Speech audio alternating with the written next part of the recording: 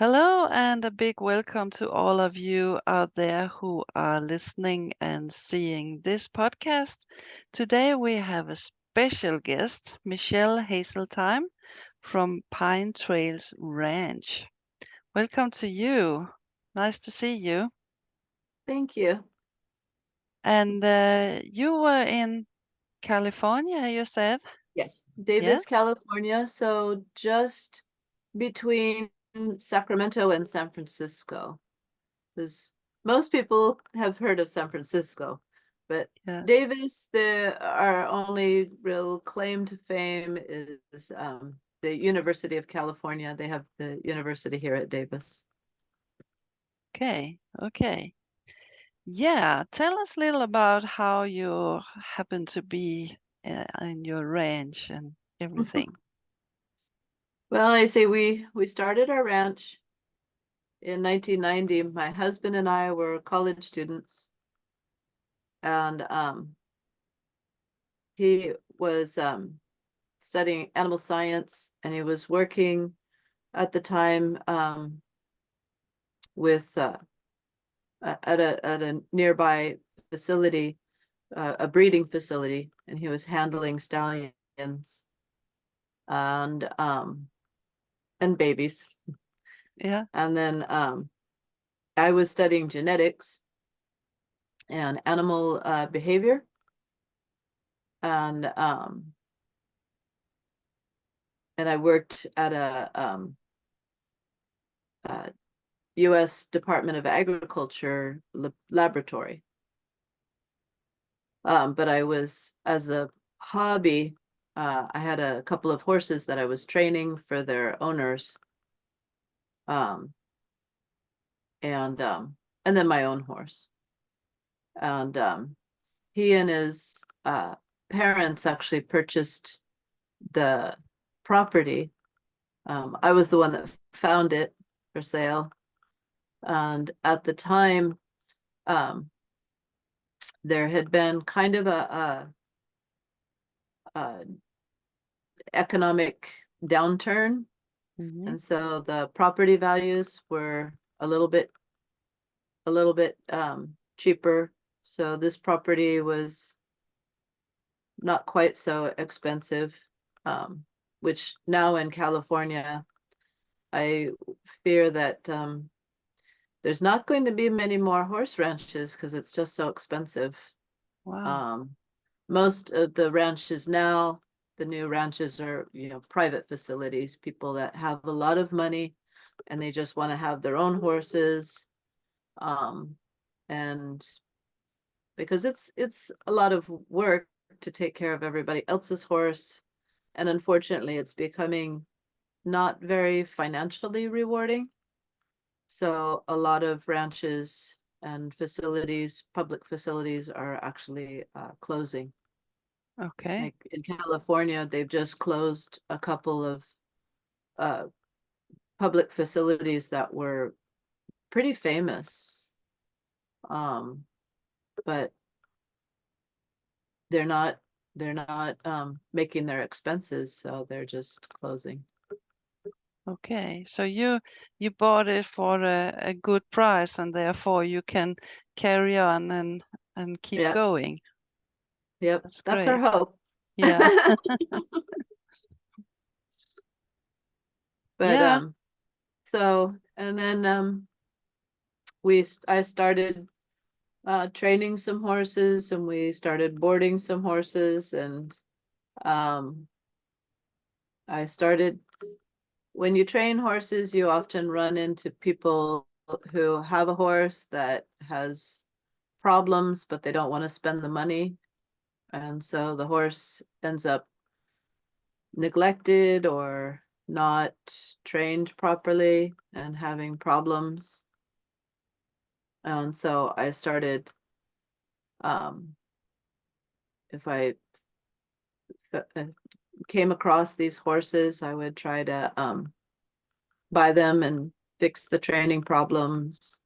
And many of them we kept, and we started using them for lesson horses. And that way, once you put all the work into them, you don't want to see anybody neglect them again or something No. like that.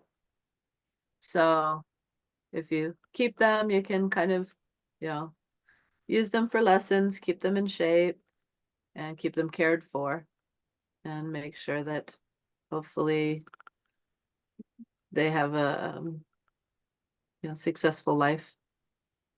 Mm, So that's right. Yes. You were also talking about that you have your horses outside yeah. and you have Well, in good, California, our weather is generally pretty mild. yeah, The temperatures range from, well, Celsius, it would be our normal range of temperatures is about 5 to 30, 31. So it can get hot. And so, because here in California, usually everybody uses Fahrenheit. yeah. And so, um, but we're only about an hour from the coast. Hmm. And so we get some coastal breezes in the evening. And so even in the summer in July, we can have a day that's, 100 and 204 in the afternoon, but then the breezes come up and uh, by like 6 or 6:30 in the evening, it's cooling down and getting more pleasant, and then it'll drop down to about 20 28 Fahrenheit or Celsius, and then that's fine for riding. Hmm. um and and so you just avoid the afternoon from about 3 to 6. That's Yeah. when it's then it that's when it's not very pleasant if it's 100 degrees. But No, that's right. yeah, but even in the winter we don't get snow. um we get rain, but even the rain here, our average rainfall is only about 14 to 18 inches. So it's it's not real severe kind of Not much. Do you have weather. grass for the horses then? Or No, it? No. in the summer here it's dry. It's very different than what people are accustomed to on the East Coast, or I think Europe, because we will have pretty much no rain from um May until October, sometimes November. Wow. Yeah. And so that whole time it's just dry.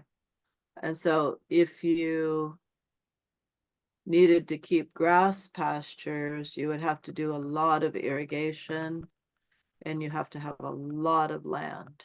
Mm-hmm. And most of the time that's just it's not really cost effective.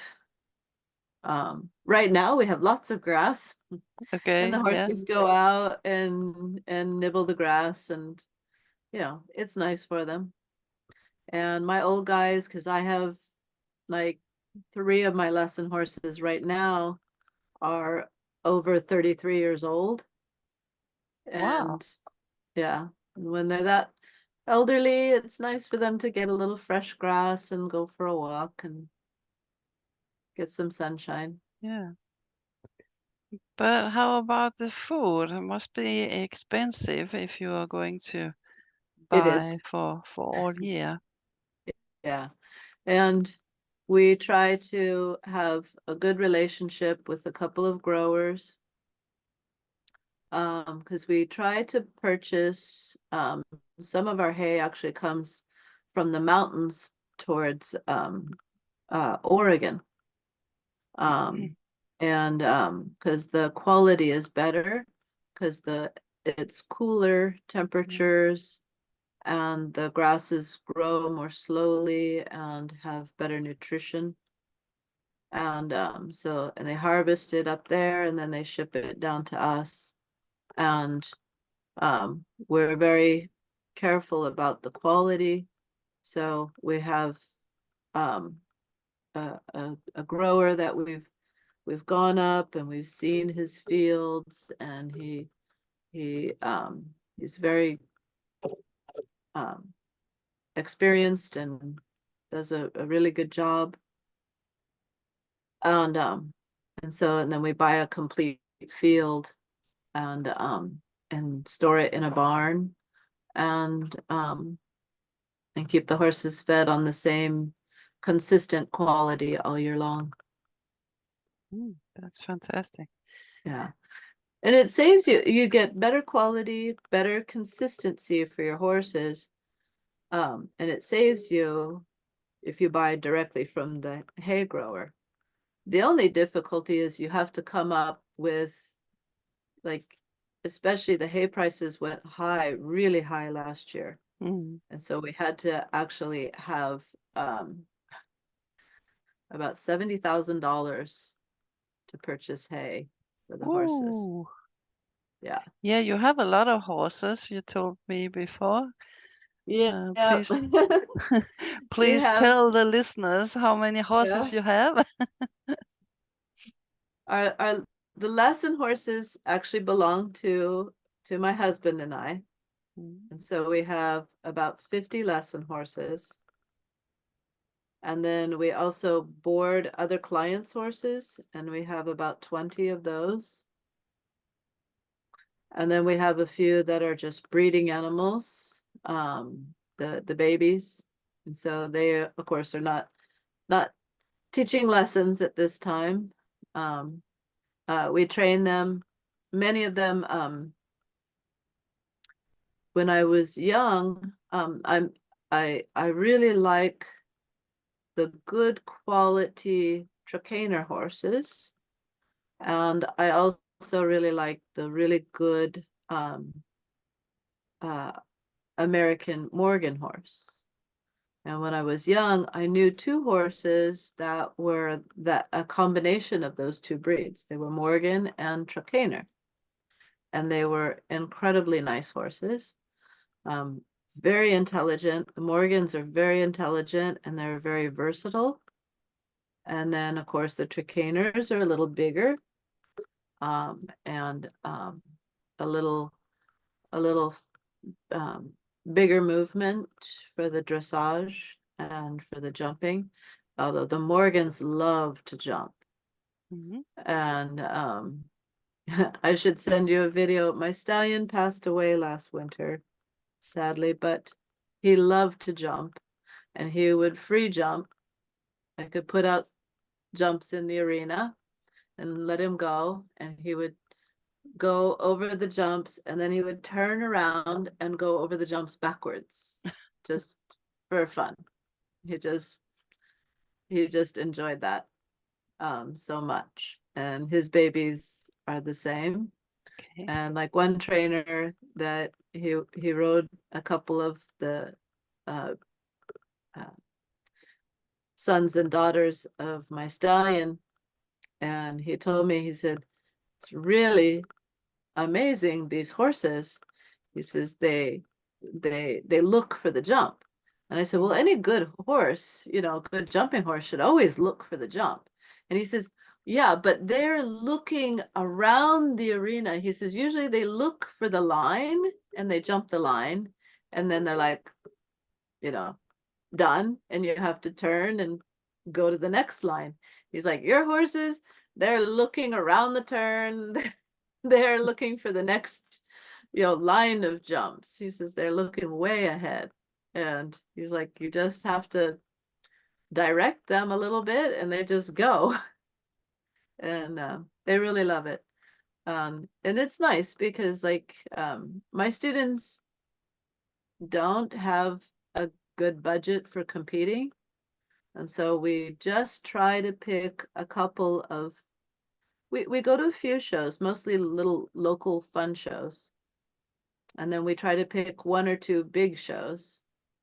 And one year we picked a really big show. There's the Sacramento International.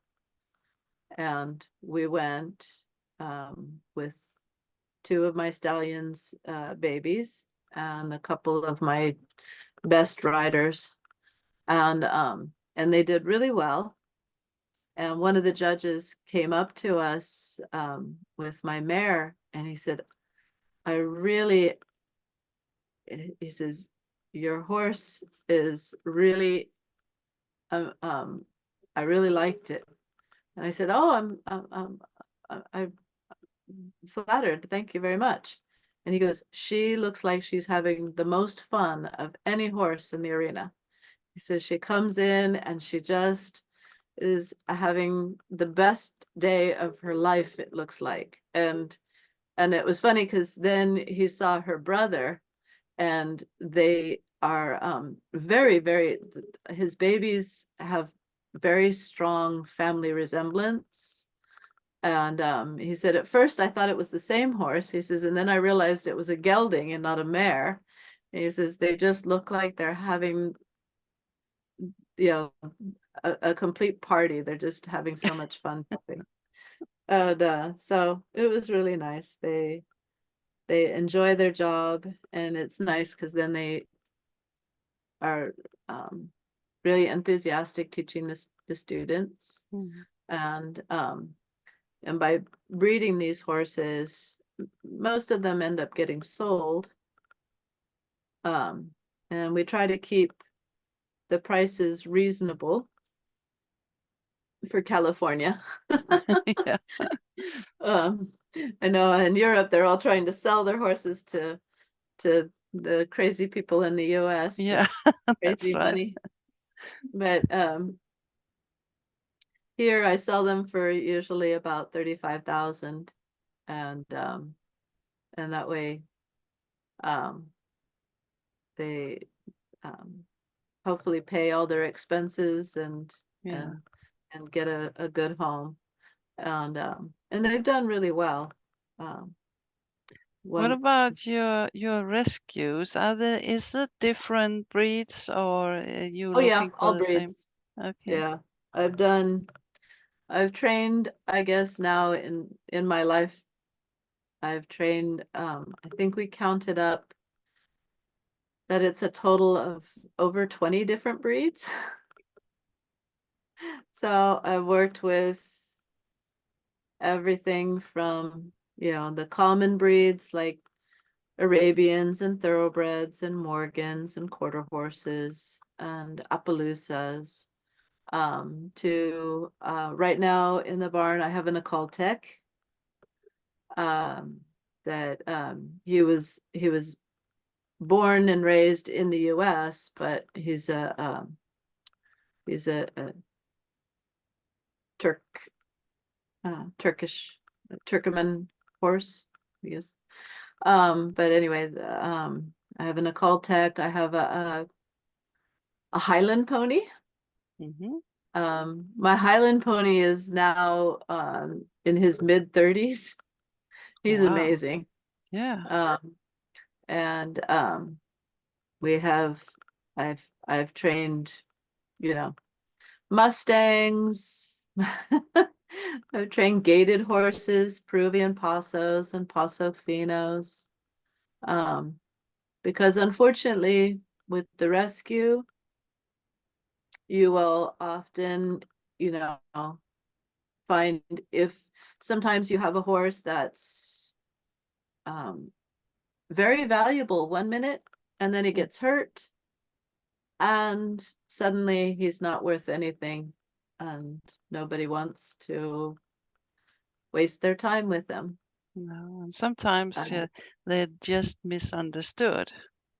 yeah, Mm. yeah. I get a lot of horses that have body pain, Yeah. and people will just like, oh, he's just, I mean, excuse my language, but they'll say this one's an asshole. Yeah. And it's like, no, he's hurting, you Yeah. know. And I learned um back when we started the ranch back in 1991, I was very fortunate. Um, uh, my trainer that trained me, who was a very old-fashioned, very traditional gentleman. He was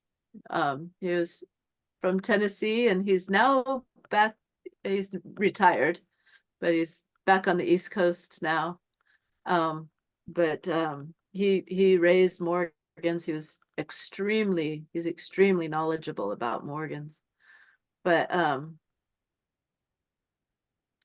uh he my horse was having a problem, and he told me, "You're gonna think I'm crazy." And this was back in 1990. He says, "Your horse, I think, needs a chiropractor." Mhm. And back then, nobody used chiropractors. No, I can And I imagine. mean, usually sometimes for people, Yeah. but not much for their horses. And I had to actually take my horse on a 3-hour drive to get to a man that did chiropractic. And he worked on her, and he did help her. He did help her a lot. But it's not really productive to take the horse in the trailer for a No. long drive and then expect good results. But it did work. But then, fortunately, in 1991, a barn near me told me there's a woman who's really, really good. And Shirley starts up in, I'm not sure if, I think it was Oregon, and she drives all the way down through Oregon, through California, all the way down to LA about once every 4 to 6 weeks. And she does horses all the way down. And she drives, for, I think it was like 3 days or something. Yeah. She was pretty incredible.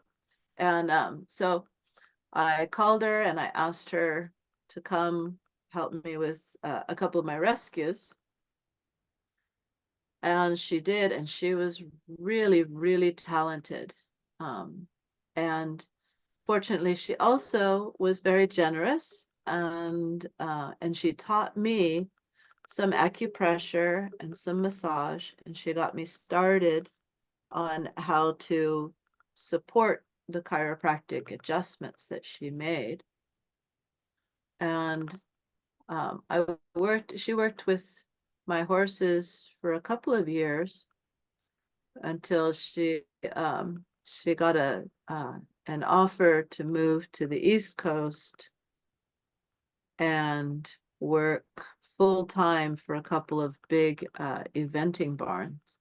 Mhm. And she was very talented. And so she really didn't have time anymore to come to California. No. Um, so, but then I I was fortunate. I found another lady that also did a really good job.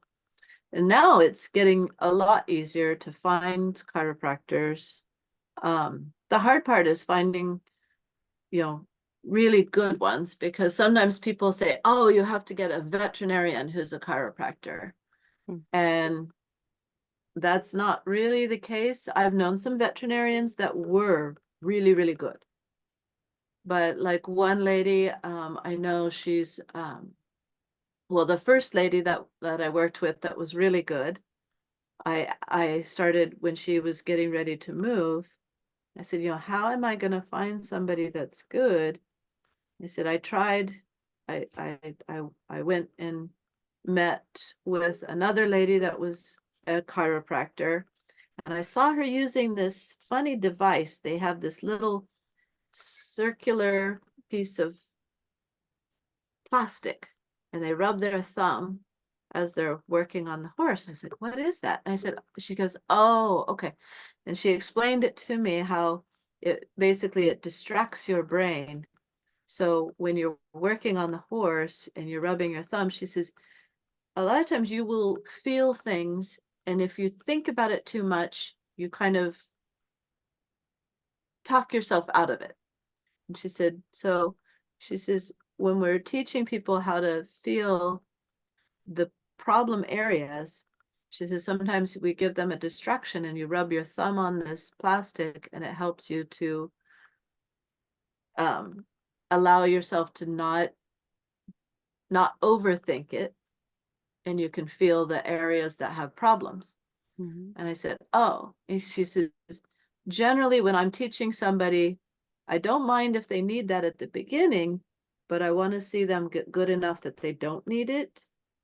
And she said, so somebody like that, she says, maybe they're just not confident. Mm. So she hasn't stopped using it. Or, she says, but that's why she's using it. It helps her to find the bad places. Okay. And so I kept looking for a different one Yeah. because I like to find somebody that is really confident. And I've learned and I've taken many classes, and like we try to sponsor clinics here at the ranch. And so before COVID, we had several clinics through a program from Australia called the Emmett technique, that it's not chiropractic, but it's neuromuscular, and you use the pressure points and you press them very, very lightly.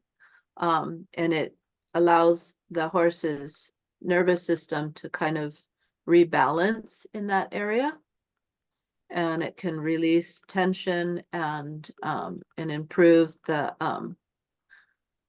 uh, neurotransmission in the area.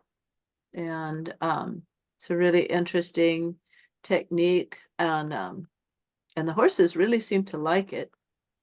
And then we've had acupressure clinics and acupuncture clinics and chiropractic clinics. And we have another one actually next month, that is a lady that I have watched her videos on YouTube for a while.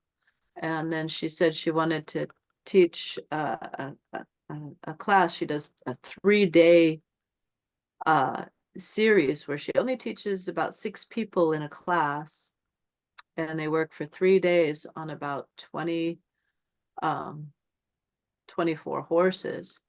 And so it's a very in-depth class, and she combines the acupressure and chiropractic and massage therapies into a system that she uses. So we try and encourage people to have a good vet, but also to learn about some of the supportive therapies, Mhm. and get kind of hands-on with their horses. Yeah. It's good to be open, and everything that helps is good. Yeah. Yeah. Yeah. Well, like one lady I knew that I worked with, and she does a really great job. She taught me a lot about acupressure, and she uses a lot of herbs. And Yeah. so, and I use a lot of herbs for my horses. Because it's it's a difficult thing nowadays, and I have a science background.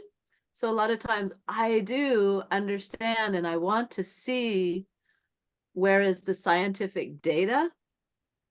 But then there's a lot of times that there is no scientific data. And like one of my first rescues was an Arabian mare. When I got her, she was 15 and had never been ridden. She had incredibly good bloodlines. And so she had been shown as a baby, and she won, and then she was bred. And then the Arabian market went terribly bad at the end of the 80s.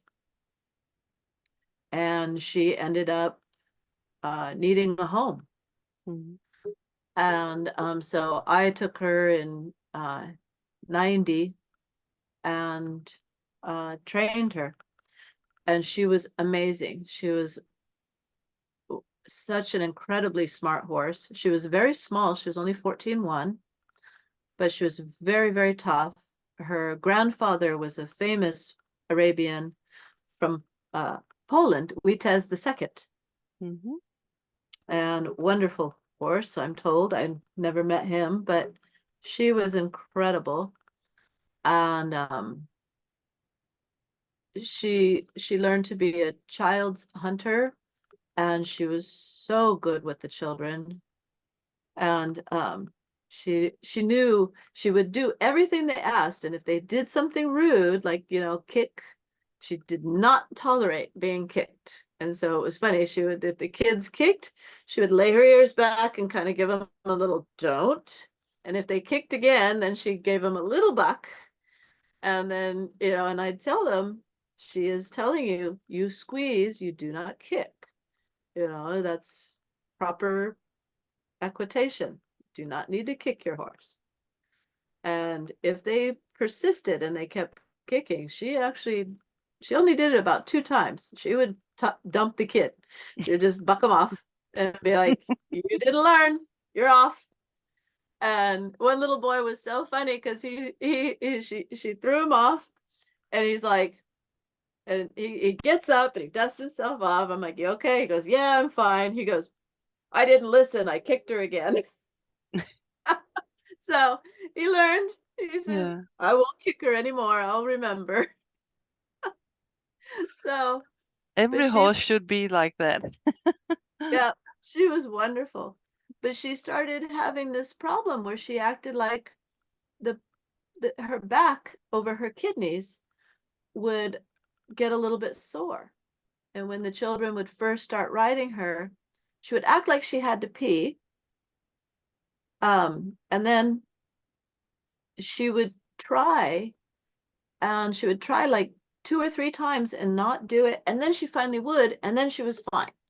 And so I called the vets and I said, that's not normal. There's something wrong. And so they did blood tests, and they palpated her, and they did urine tests, and they came back and said, she's completely healthy. There's nothing wrong. Mhm. And I'm like, a horse doesn't do this just for fun. No. There's something wrong. So I started trying to look at herbal books, and I couldn't find, there was only one publication for horses at that time, because this was back in 91 or 92, not 92, I guess. Anyway, but I found one herbal book for people that was saying that if you have a little bit of pain or soreness over your kidneys, that maybe you should try a dandelion. And so I started giving her dandelion, and the problem stopped. And, I'm like, well, I can't find any real research, but this seemed to help. And I thought, well, maybe it was just a coincidence.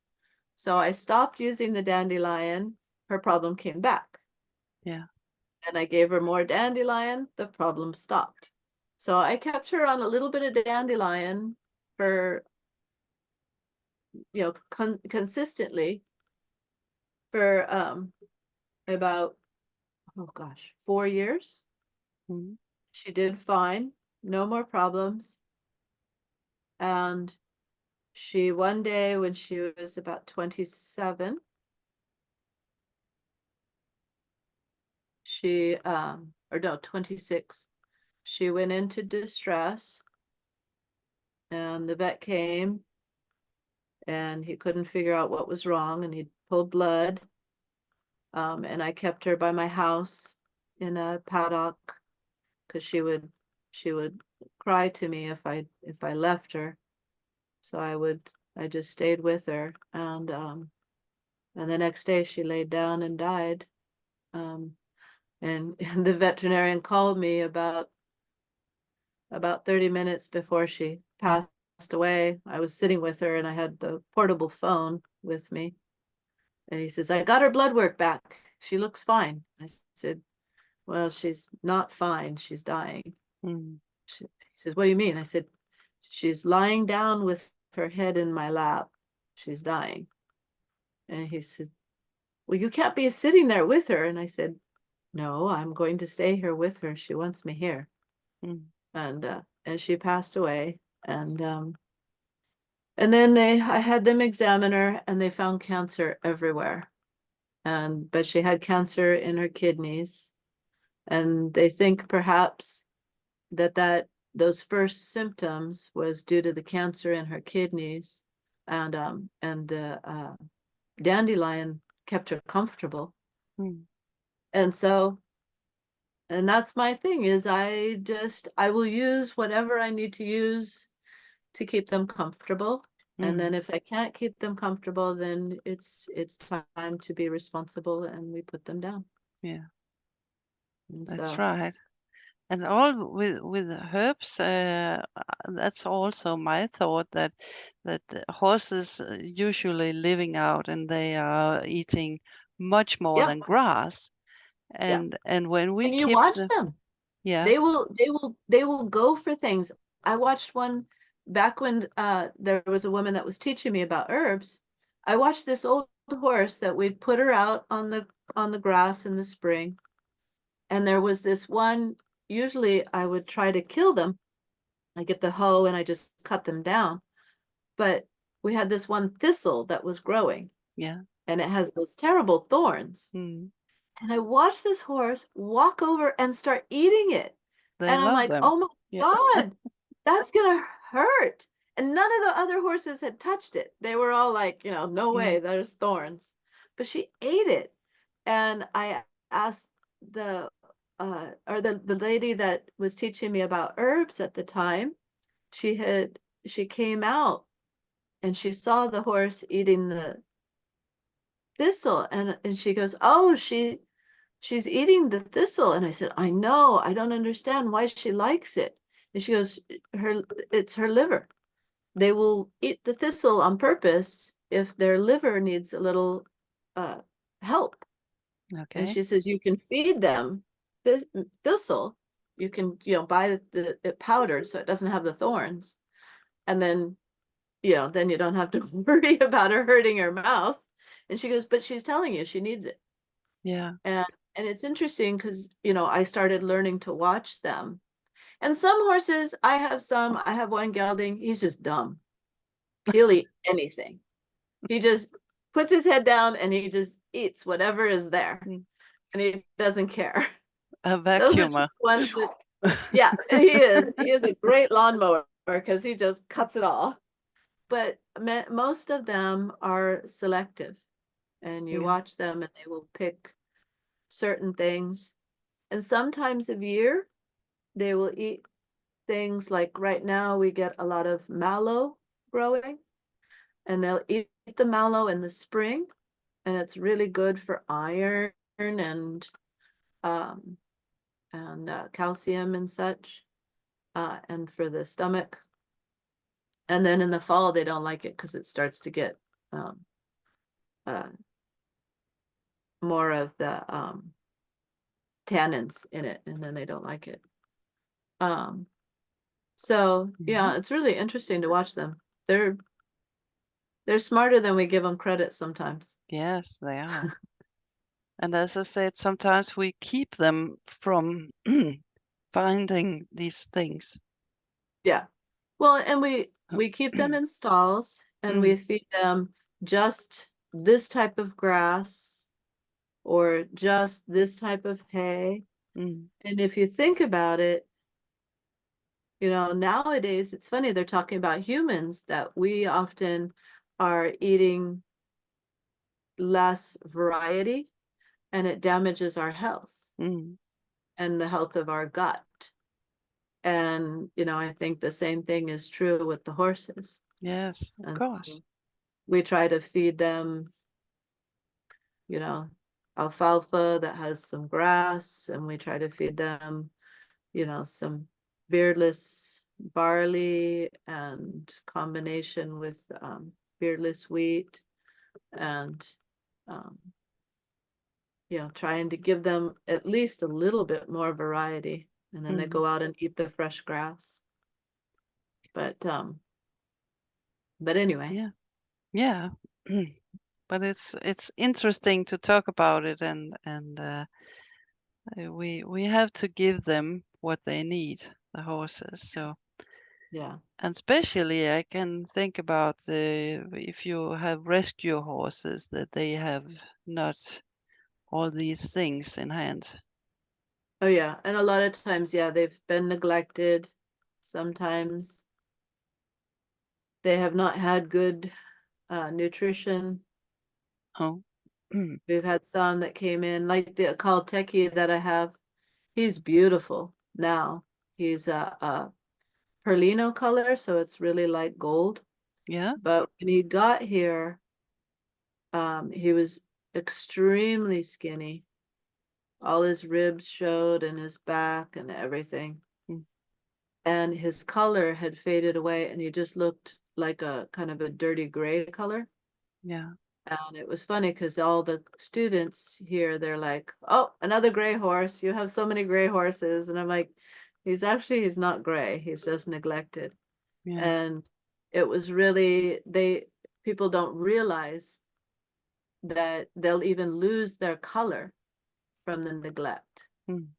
And then when you start to improve their nutrition, and like with him, we gave him sunflower seeds and uh, a lot of probiotics, and then of course good hay and lots of grass and beet pulp and everything. And I mean, it's been a year and a half now, and people see him and they're like, "Wow, he's such a beautiful gold color." Mm. I'm like, "Yeah, you should have seen him a year and a half ago. Nobody knew what color he was." So, Yeah, that's and amazing. then he's one I have to find him a home. Some of the rescues we have to find them homes because he's only 6 and he's a beautiful. Well, actually now he's 7 this year, and he's a beautiful horse. Um, and he's quite talented. He could make somebody a nice dressage horse, or maybe even some jumping. Um, but he's so smart. He's not really the type to be a lesson horse. He Mm-hmm. really he really bonds to you. Mm-hmm. And it's a little bit, I've never worked with a purebred Akalteki. I mean, in the US, there's only like something like 300 of them. Mm-hmm. So they're very rare here. And the woman that had him, he was seized by animal control because she was kind of uh she had mental problems. Yeah. Yeah. And so they had to take all the horses, and the horses were just, some of the horses had died from starvation. Oh. She was neglecting them so badly. And but and it's amazing because she had some really, really nice and well-bred horses, but and I don't understand how she would get the money and buy these horses and then just No, neglect them so you horribly. don't But understand what's but going on there. it's Mm. their mind is messed up. And I So can imagine this Celtic horse. They are very difficult to feed. Um, yeah, he doesn't really eat more than a regular horse. okay. Yeah, he's just the same as all of them. But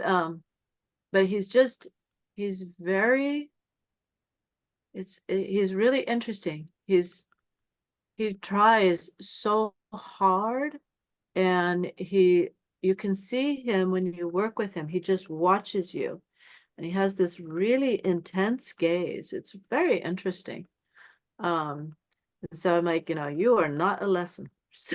Well, He's much too serious. The lesson yeah, horses, they have to be like, "Oh, well, you got it wrong, but yeah, you know, I'll help you." You know, he yeah. takes everything so seriously. And um, so yeah, they say I have to find him a person that's a good rider. Mm, But I mean, he's not difficult to ride. And even like one of my assistants, when he gets to know you, she would jump on him bareback and go riding mm, around in the halter. And yeah. there's a video, I didn't know about it until my assistant found her. There's a little tiny girl. I would never do this, but she has this a Calteki stallion that she rides that's a gold color like this guy. Mm, And she jumps him over great big jumps. And I don't really agree with it, not because I think the horse is dangerous. I think a child that small, mm, it's not safe for them to jump, because no. the physics. Mm. There's too much power there for a small child to Yeah. handle. If anything goes wrong, they can really get hurt. And I mean, Yeah. we can all get hurt when we're jumping, but hopefully, you know, we have enough strength. If the horse stumbles, you can half halt and you can help lift him up. And Yeah. a little child that's only 40 pounds is not going to Mm. accomplish that. No, that's right. Yeah. So, but anyway, Yeah. they're a So very interesting breed. it is really. And time is running, running Yeah, fast sorry. when you have a good time. So if anybody wants to find you and start to riding on Mhm. on your riding school, where can they find you? Oh yeah, well we're on the internet. We have our web page is just PT Ranch because it's called Pine Trails Ranch. Yeah, And it's yeah, pinetrailsranch.com. And then we're on Facebook for Pine Trails Ranch in Davis. We found out there's more Pine Trails ranches in different parts of the world. We found okay. one in Maui, but not the same. But yeah, just us in Okay. Davis.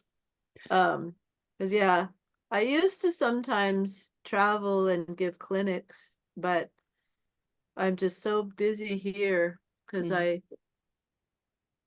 the facility here, we teach, we train horses, um, and we have camps, we have clinics here at the ranch. Um, and then, I do the rescues. And so it Yeah, keeps I me can very imagine. busy.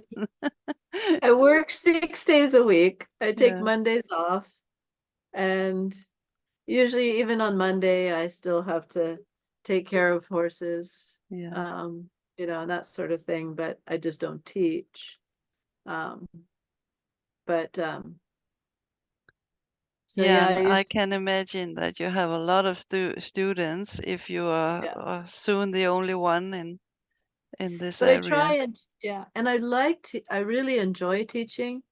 And I've had students that have even come and stayed here from Germany, from Sweden, from uh, Japan, Wow.